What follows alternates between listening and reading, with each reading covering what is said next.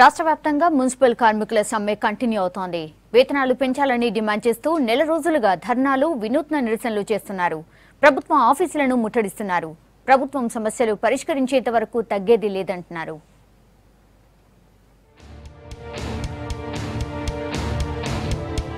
వేతనాలు పెంచాలని, ఉద్యోగ భద్రత కల్పించాలని డిమాండ్ చేస్తూ మున్సిపల్ కార్మికులు చేపట్టిన సమ్మె రాష్ట్ర వ్యాప్తంగా కొనసాగుతోంది. ప్రభుత్వం కార్మికులను చిన్నచూపు చూస్తోందని ఆరోపిస్తూ నిరసనలు చేస్తున్నారు. వేతనాల సవరణ చేపట్టాలని డిమాండ్ చేస్తూ ఖమ్మం జిల్లాలో కార్మిక సంఘాల ఆధ్వర్యంలో మున్సిపల్ కార్మికులు కలెక్టరేట్ను ముట్టడించారు. లోనికి వెళ్లేందుకు యత్నించారు. దీంతో పోలీసులు ఆందోళనకారులను అదుపులోకి తీసుకున్నారు. న్యాయమైన డిమాండ్ల కోసం ఉద్యమిస్తున్న కార్మికులను పోలీసులతో భయపెట్టాలని చూస్తున్నారని కార్మిక సంఘాల నేతలు ఆరోపించారు.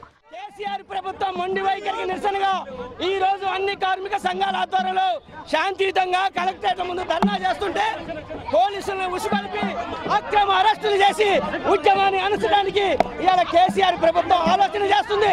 కాబట్టి ఇప్పటికైనా కేసీఆర్ మున్సిపల్ సమ్మెను పరిష్కరించి అక్రమ అరెస్టులు ఆపాలని అన్ని సంఘాల తరఫున ఐఎఫ్టీ తరఫున డిమాండ్ చేస్తున్నాం. మహబూబ్నగర్ జిల్లా వనపర్తిలో మున్సిపల్ కార్మికులు వినూత్న నిరసన చేపట్టారు. నెల రోజులుగా సమ్మె చేస్తున్నా ప్రభుత్వం పట్టించుకోకపోవడంతో దున్నపోతుతో వినూత్న నిరసన చేశారు. ప్రభుత్వం కార్మికుల సమస్యలను పక్కన పెడుతోందని ఆరోపించారు. మా మున్సిపాలిటీలో 24 రోజులు అయింది. ఇంతవరకు మేము రోడ్డు మీద పడితే మమ్మల్ని మొత్తం చూస్తున్నాడు, కానీ మమ్మల్ని ఇంతవరకు కనికరిస్తలేడు. మళ్ళీ ఎందుకు మా మీద ఇంత కక్ష తీసుకున్నాడు?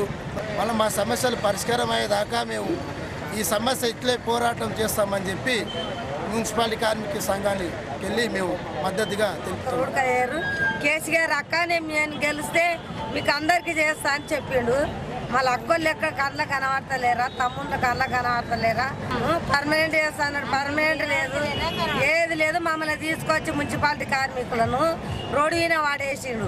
ఆదిలాబాద్ జిల్లా ఖానాపూర్లో సిఐటియు, సిపిఐఎం ఆధ్వర్యంలో కార్మికులు ర్యాలీ నిర్వహించారు. ఎంపీడీఓకు వినతి పత్రం ఇచ్చారు. ప్రభుత్వం పారిశుద్ధ కార్మికుల సమస్యలను పట్టించుకోవడం లేదన్నారు. ఇప్పటికైనా స్పందించి సమస్యలు పరిష్కరించాలని కోరారు.